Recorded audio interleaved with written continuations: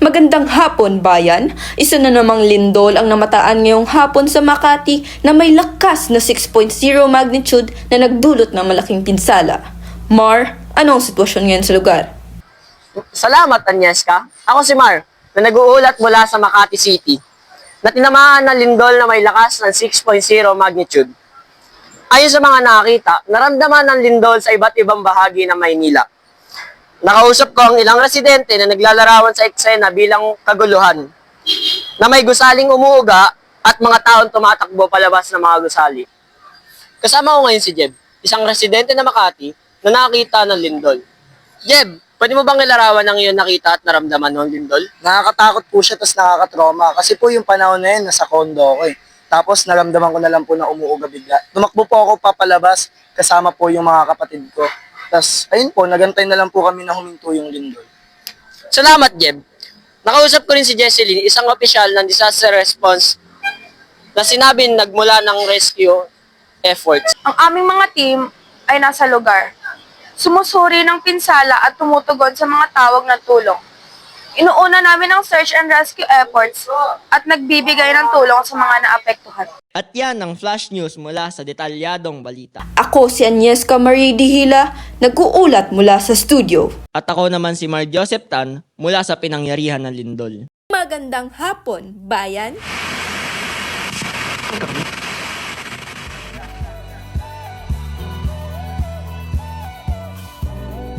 Magandang araw sa lahat ng makikinig. Welcome sa inyo. Halika at sumama kayo sa kwentuhan na to. Ako si Jambolero. At ako naman si Ate May. At ito ang podcast kung saan ang bawat kwento ng ating mga tagapakinig ay pinakikinggan, pinagninilayan at pinapayuhan.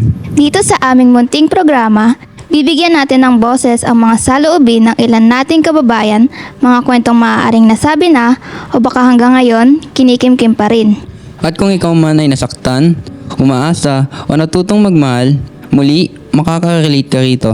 Dahil minsan, kailangan lang talaga natin ng taong makikinig at kaunting gabay para sa susunod na akbang. Kaya samahan nyo kami habang binibigyang saysay natin ang mga kwento ng pag-ibig, kabiguan at pagbangon. Muli, ito ang Dear Jambolero at Ate May. Ngayon, dumako na tayo sa bahagi ng ating programa na tinatawag naming Kwento Mo, Payo Ko, kung saan babasahin ko ang mga kwento mula sa inyo, ating mga tagapakinig. At si Jambolero naman ang magbibigay ng taos-pusong payo. Hindi ako expert pero minsan yung payong galing sa taong dumana sa sakit, mas totoo, mas buhay. Dear Jambolero at Ate May, ako nga pala si Edsel. Gusto ko lang i-share kahit maikli lang. Nagmahal ako ng sobra. Lahat ginawa ko. Tiniis ko ang selos, ang pag-iisa, kahit ang paulit-ulit na pangakong napapako. Lagi kong sinasabi sa sarili ko na kapag mahal mo, hindi ka mapapagod. Pero nung dumating yung araw na umiyak na lang ako gabi-gabi, na-realize ko na hindi pala ako weak. Napagod lang akong mag-isa. At mahal ko pa rin siya. Pero mas pinili ko na lang mahalin ang sarili ko. Edsel, una sa lahat, salamat sa tapang mo. Kasi hindi madaling aminin na napagod ka. At hindi ka bawasan yon sa pagmamahal na binigay mo. Minsan kasi, sa sobrang pagmamahal natin sa iba, nakakalimutan nating mahalin ang sarili natin. Pero yung desisyon mong piliin ang sarili mo sa uli, Edsel, yun ang tunay na pagmamahal. Sa sarili at respeto mo sa nararapat mong maramdaman, hindi ka mahina, malakas ka. At sa totoo lang, mas pinili mong gumaling kaysa manatili sa sakit. Ramdam ko rin yun, Jambolero. At ang ganda nung sinabi ni Edsel na napagod lang ako mag-isa. Hindi niya sinabing sumuko siya, kundi pinili niyang lumaban para sa sarili niya. Sana lahat may ganong lakas. At isa pa sa mga kwentong tumatak sa inbox natin ngayong linggo ay mula kay Bessie. Dear Jambolero at Ate May, ako nga pala si Bessin. Hindi ko alam kung love story ba to o lesson na lang talaga. Nagmahal ako ng sobra. Halos araw-araw akong may pa-good morning, may pakape, may paalala kong kumain na siya. Pero ang sagot niya, sin.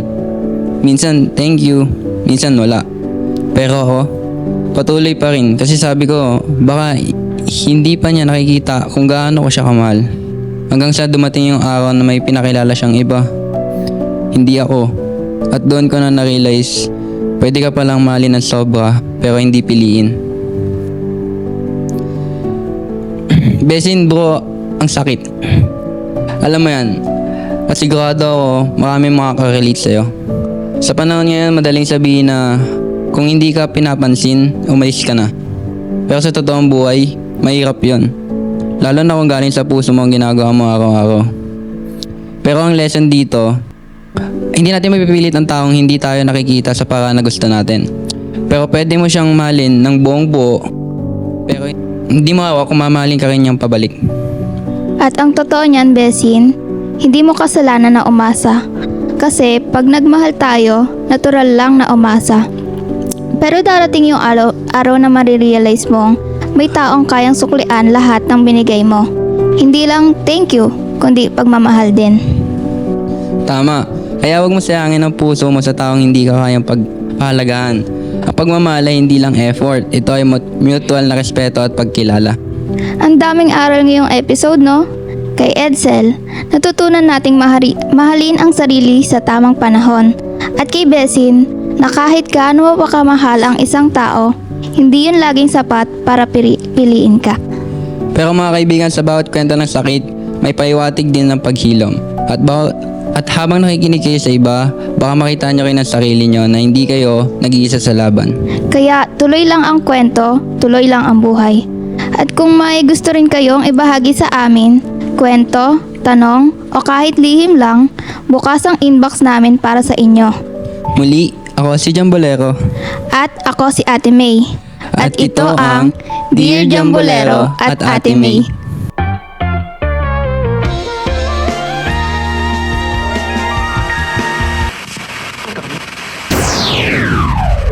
Narito ang mga detalyadong balita sa oras na ito. Ilang oras matapos maaresto ang dating Pangulong si Rodrigo Roa Duterte sa bisa ng warrant of arrest, lumipad na mula Villamor Air Base sa Pasay City ang eroplano sinasakyan ng dating Pangulo patungo sa Hauge kung saan kakaharapin niya ang ICC or ang International Court. Matapos dalhin si dating Pangulong Duterte sa Villamor Air Base ay dinagsa naman ang dating Pangulo ng kanyang mga taga-suporta. Nakidalo na rin ang ating Vice President Sara Duterte na kanyang anak na di umano pinayagan ng mga nagbabantay na kapulisan at sundalo na makapasok sa loob. Ayon kay Attorney Martin Delgra, sumakay ang dating Pangulo sa eroplano ng 9 PM nitong Martes. Kasama ni Duterte ang kanyang dating Executive Secretary na si Salvador Medialde, kanyang nurse at isa pang assistant personnel. Sinabi naman ni VP Sara Duterte na agad siyang susunod patungong Hauge kung saan kasama niya ang mga abogado. Ayon pa dito, insulto daw sa mga Pilipino ang ginawa ng gobyerno na isuko ang dating Pangulo para sa mga dayuhan. At yan ang mga detalyong balita sa oras na ito. Ako po si Mar Joseph Tan. Santon Plus Herbal Capsule. Ang mga bukol-bukol, sarang tunawon, siskag tumor, Santon Herbal Capsule. Garantisado, Santon Herbal Capsule. Kagmay alivyo, Santon Herbal Capsule. Aprobado sa scientifico, inaendorso sa mga eksperto. Santon Herbal Capsule, ang kapsula na epektibo.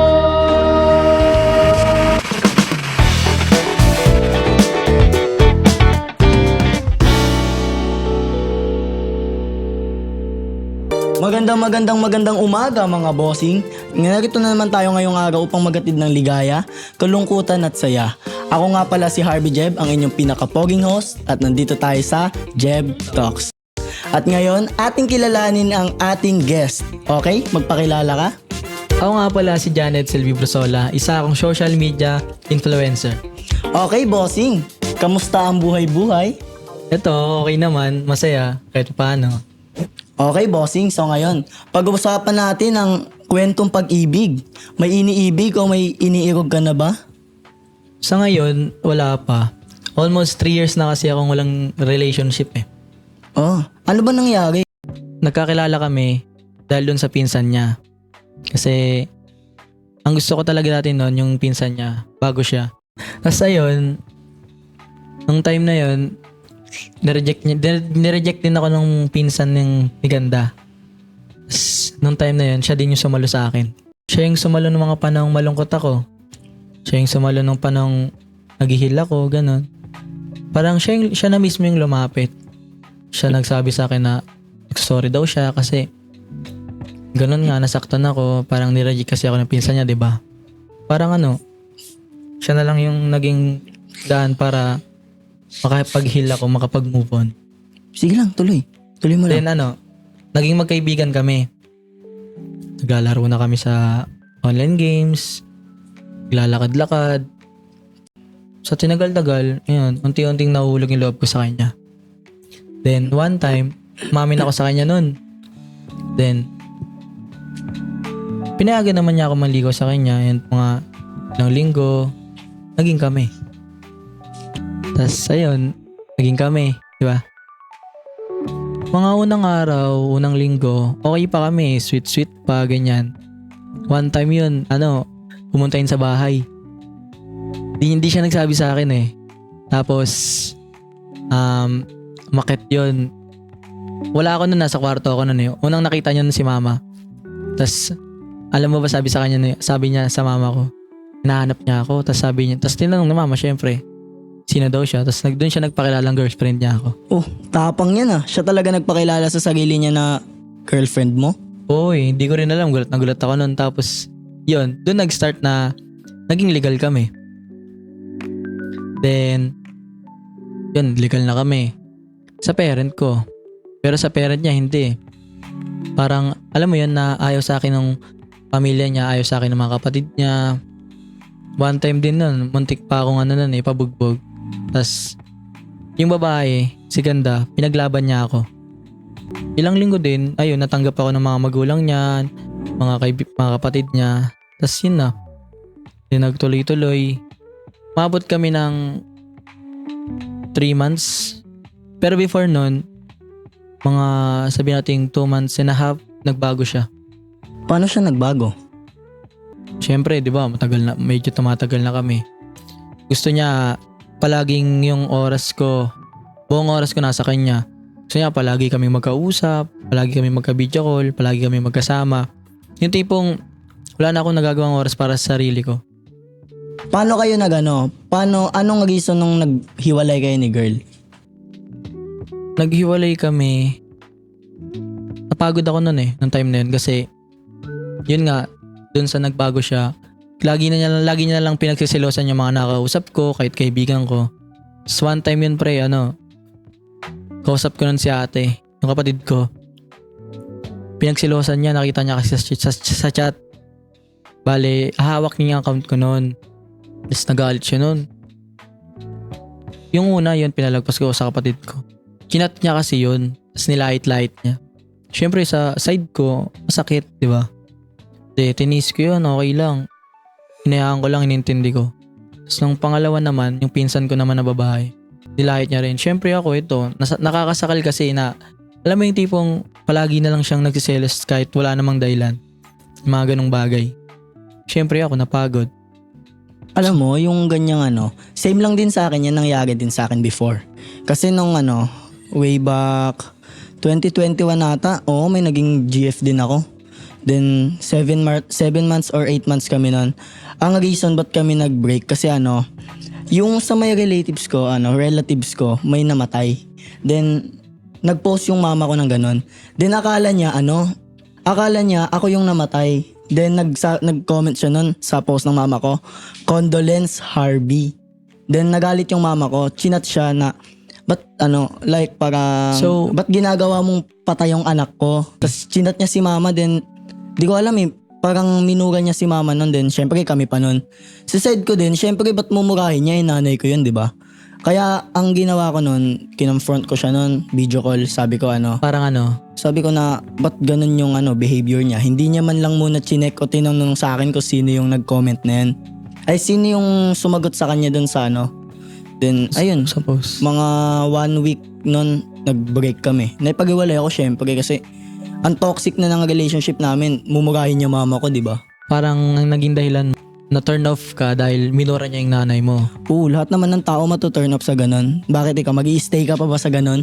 Kung mumurahin niya na yung isa sa mga relatives mo, di ba? Napakatanga mo na kung ganun. Pero sa'yo, wala bang negative or wala bang... Parang wala bang ginawa yung girl sa pamilya mo na sobrang lala talaga na yun yung yun na yung magiging reason kung ba't susuko ka sa kanya. Nung time na yun, yung time na pinagsilosan niya yung kapatid ko, tsas yung pinsan ko, at dun yan, yung nilight-light niya. Parang yun yung naging dahilan ko para i-stop na yung relationship namin kasi napapagod na rin talaga ako na. So yun, nakipag-break ako. Nung nakipag-break naman ako, sinabi niya na nung nag-cool off kami, meron daw siya nakakausap na iba. Best friend niya daw. Nung nag-cool off kami. Ang lala pala niyan. Like parang yung time na syempre nag-cool off kayo, di ba? Sa ibang lalaki niya hinahanap yung yung ginagawa mo. So, ang lala, like parang micro-cheating. Pero ako kasi hindi ko siya sasabihin mong micro-cheating. Kasi micro-cheating, cheating na talaga siya. Kasi nandun ka na sa stage na nag-cheat ka na eh. Hindi mo na siya masasabing micro. Wala namang level-level yung cheating eh. Like parang kung gumawa ka ng cheat na talaga yun. Nagkamali din naman ako noon. Kasi nung time na yun, diba nakipag-break ako sa kanya. Umuwi ako ng Bicol noon. Tapos doon ako naganap ng bago. Pero para sa akin, alam ko cheating din yun kasi sabihin na natin, nakamove on na ako pero wala pa kasing 3-month rule, diba? Kasi diba pag 3-month rule, dapat 3 buwan kang magantay bago ka umanap ng bago. Kung tutusin, wala naman na kayo. Wala na siyang paki doon kung magkaroon ka man ng shota o hindi. Kasi wala naman. Lalo na kung nag-break kayo ng talaga. Like parang napag-usapan nyo talaga ng maayos. Pero syempre ang pangit pa rin nun kasi parang ang bilis mo lang palitan ng babae, di ba? Parang rebound mo lang siya ganun. Oo. Pero yung time na yun, inisip ko mali siya eh. Inisip ko na hindi tamang maghanap ka agad ng balang makawala dun sa mga sakit na dinanas mo dun sa luma mo. Parang dun sa nakaraan mo. Kaya yun, stop din. Parang yun yung naging dahilan kaya hanggang ngayon wala pa rin ako nagiging ka-relationship. Parang lahat ng nagugustuhan ko, lahat ng nagiging crush ko, nire-reject lang ako kahit pa mag-effort ako na mag-effort. Wala. So yun pre? Parang meaning nun is parang yung love hindi pa talaga sa'yo. Hindi mo naman kasi kailangan magmadali sa Hindi mo naman kailangan magmadali para makahanap ka ng Like para magiging GF o makakasintahan mo kasi sabi nga nila, yung tamang tao dadating at dadating sa'yo yan. Malay mo, may iba pala nakatadhana sa'yo. Mag-thank you ka na lang sa mga nagiging ka-relationship mo kasi sila yung parang nagiging experience mo. Di ba? At least kada taon, kung may ka man, may ka-experience ka, di ba? Pero ang payo ko lang sa'yo, wag kang masyadong atat sa relationship kasi hindi naman minamadali yan. Malay mo sa, next year, makahanap ka ng ganon na date to marry na talaga na ganung babae, di ba? Hindi mo naman kailangan magmadali kasi sa ngayon nga, wala nang masyadong seryosong babae dahil nga sa gantong like parang prone na masyado yung cheating. Pero hindi ko naman nilalahat ng babae kaso wala eh. Lalo na kung may trauma na talagang binigay sa yung past mo, syempre. Okay, may binigay silang tanong sa atin. May binigay na tanong yung Sabi mga nila, audience. After everything you've been through, masasabi mo bang naka-move on ka na talaga? At kung oo, handa ka na bang buksan ulit ang puso mo para sa bagong pag-ibig? Para sa mga nakikinig na nasa parehong sitwasyon, anong payo ang mabibigay mo sa kanila? Naka-move on ka na ba? Oo. Naka-move on na ako, matagal na yun eh. Parang sabihin natin, ilang taon na rin nakalipas. Then, sa ngayon, kung bibigyan ako ng pagkakataong magmahal ulit, dapat kasi yung pagmamahal, di naman talaga yun di yan dapat hinahanap. Dumadating yan. Dapat di yan hinahanap. Yung pagmamahal na yan, dadating at dadatingin sa'yo. Parang si Lord na mismo yung magbibigay ng tamang tao na yan. Ano yan, dinistribute ni Lord? At ito yung last pre. Anong payo mo sa mga mga nakikinig sa atin ngayon, kung sila yung nasa parehong sitwasyon mo, anong mapapayo mo sa kanila na gano'n? Dapat, maging matatag ka. Hindi ka dapat pwedeng maubos. Kasi kapag naubos ka talaga, walang matitira sa'yo. Dapat, magdesisyon ka ng mga bagay-bagay na maangkop sa sarili mo at para din sa ikabubuti mo para sa sarili mo. At doon na nagtatapos ang Jeb Talks. Thank you sa panonood. Sige po. Patuloy ako. Ang gagal.